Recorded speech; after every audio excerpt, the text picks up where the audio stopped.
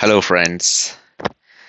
Today I'm going to talk about something interesting. It's called minimalist leadership. I don't know how much much of a topic this is out there in the public domain, but having worked for several years now, I live in Oslo, and a big part of my work life has been in Oslo. So I can say that I have worked here about 7, 8 years in total. I have worked about 10 years in Norway. So So I have, in the latest phase, started to understand that minimalist leadership is something we need it. Why? What is minimalist leadership, and where does it come from? First of all, it comes from minimalism. Minimalism is about appreciating few things that you own and take good care of those things and don't have excess. If you need one pair of I don't know, trekking shoes, why do you have two? You're going to be using only one at a time, and you don't go trekking so much unless you really go trekking extremely much and you have reasons to have two pairs. That's fine. And that applies to everything else. Taking good care of things, that means you can, there is longer life for the things that you own. Now, this is minimalism, and keeping things simple, keeping things minimal is also a big virtue of a leader. So, what is minimalist leadership? It's about not doing more than what is necessary, because often what is necessary is more than enough. And now here I'm talking about giving instructions to your employees, giving instructions to people working under you. If you can be very concrete, few words, not long emails. Even when you have physical meetings, things are absolutely crystal clear, to the point, not beating around the bush all the time. And so this goes into emails, the way you frame them, right, as minimum as possible, because anybody who has to read your email will have to spend that time. If it's a long email, and then you're less likely to get a response very quickly. If you're asking very few things, telling a few things, then things go. It's easy to read and easy to reply, and oftentimes that is what you need.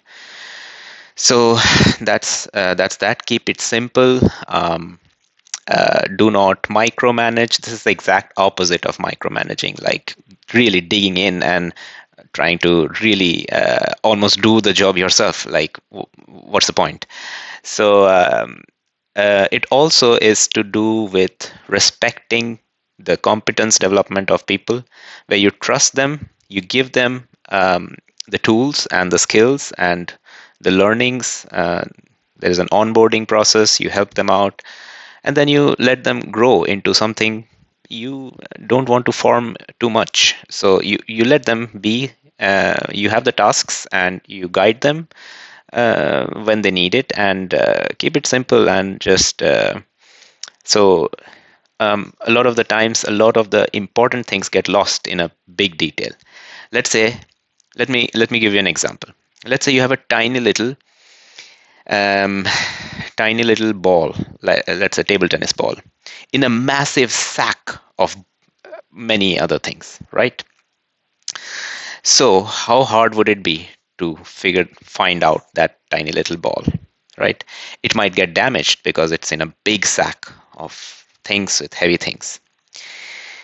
If, on the other hand, this is the only thing that you care about, tiny little white table tennis ball, then just present that tiny little ball. That's it, and keep that, and cut out all the flab around this.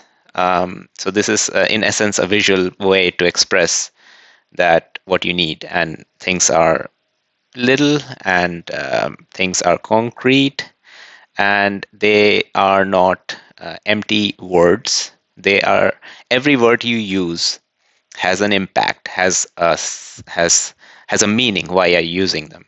And that has got to do, like, either information is about Communication is about either giving information or asking for information, and to give some specific concrete requests, concrete instructions. That's it. That's all you care about. So writing too many more things and then getting the important things getting lost. What is the important message that you want to convey in an email is getting lost because you wrote a huge paragraph of things. And then you have also the requests.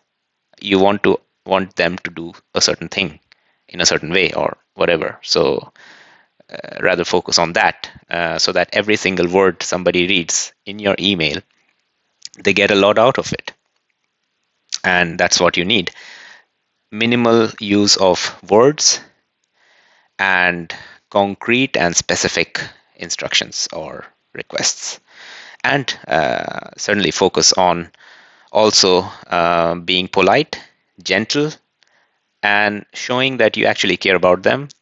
And it's not always about just getting the work done, but with every work that you do or demand, you have a focus towards developing us as a team, developing the competence of that person, and becoming better and better at delivering what you deliver for your customers.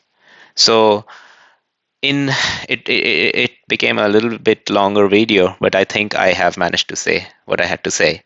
So I really wish that people start using minimalist leadership in this world where is an overload of information. Sometimes the last thing you want is overload of information from the people that are close to you, your teachers, your employees, your manager, your wife, your children. So start appreciating minimalism, and I hope this message gets conveyed that minimalist leadership is something. So take a look. Cheers.